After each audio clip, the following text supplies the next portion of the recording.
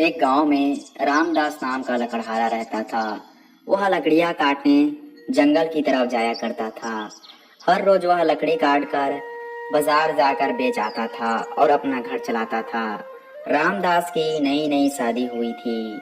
उसकी पत्नी शहर से थी। एक बार रामदास और उसकी पत्नी बातचीत कर रहे थे। तब उसकी पत्नी ने रामदास से बोला, सुनो जी, मेरे को आज शाम को बाजार से 2 नए साड़ी दिलवाना और मेरे मेकअप का सामान भी खत्म हो चुका है। आज शाम को दुकान जाएंगे, मेरे को साड़ी और मेकअप का सामान दिलवा देना। अरे ममता, मेरे पास अभी उतने पैसे नहीं हैं जो तुम्हें मैं मेकअप का सामान और 2 साड़ी दिलवा सकूं। मैं कुछ नहीं जानती जी, मुझे मेकअप का सामान और 2 नए साड़ी चाहिए, मतलब चाहिए, चाहे आप कहीं से भी लाओ। अरे ममता, मैं तुम्हें कल दिलवाता हूँ ना 2 साड़ी और मेकअप का सामान। नहीं नहीं, मुझे आज ही चाहिए।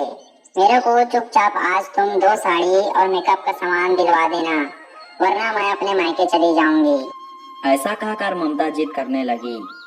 रामदास कुछ समय बाद लकड़ियां काटने जंगल की तरफ चला जाता है। रामदास अगले दिन से ज्यादा मेहनत करने लगता है और जल्दी जल्दी लकड़ियां काटने लगता है।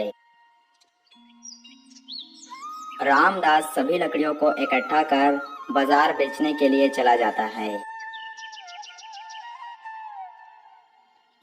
बेचे हुए सभी लकड़ियों का पैसा रामदास अपनी पत्नी को दे देता है। रामदास के मन में लालच आने लगता है और वह लकड़ियां काटने रोज जंगल की तरफ जाने लगता है।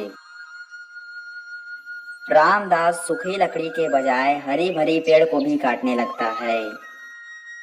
हर रोज की तरह रामदास शाम होते ही लकड़ियां बेचने के लिए चला जाता है और वह कम दाम से अच्छे दाम में लकड़ियां बेचने लगता है।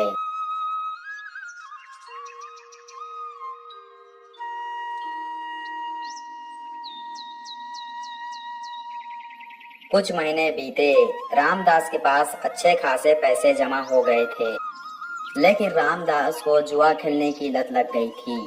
रामदास कर्जे में डूब गया था। वह डेली जुआ खेलने लगा। सारे पैसे जुए में हार गया। कुछ हफ्तों बाद रामदास के पास कर्जे वाले आने लगे और रामदास से बोला, अरे ओ रामदास, तेरे पास पैसे नहीं थे तो तू जुआ क्यों खेला?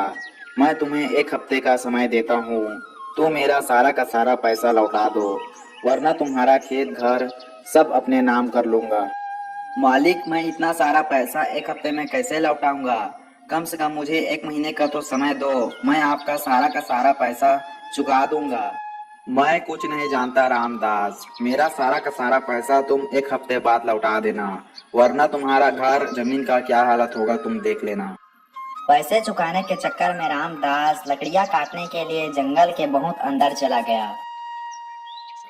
रामदास एक जादुई पेड़ को काटने लगा। तभी जादुई पेड़ ने रामदास को बोला, अरे लालची मनुष्य, तू मेरे को क्यों काट रहा है? हम पेड़ तुम्हें हवा छाया फल देते हैं, तब भी से तू हमें क्यों काटता है? अरे जादुई पेड़, ये मेरी मजबूरी है। मैं बहुत ज्यादा कर्जे में डूब गया हूँ, इसीलिए मैं सारे के सारे पेड़ को काटे आया हूँ, उसे बेचकर मैं कर्जे को छूट सकूं। हे मनुष्य, मैं तुम्हें कुछ धन देता हूँ जिससे तू अपने सारे कर्जे को छूट सके और अपने जिंदगी को अच्छा भी बना सके, लेकिन मनुष्य, तू कभी भी पेड़ ना काट।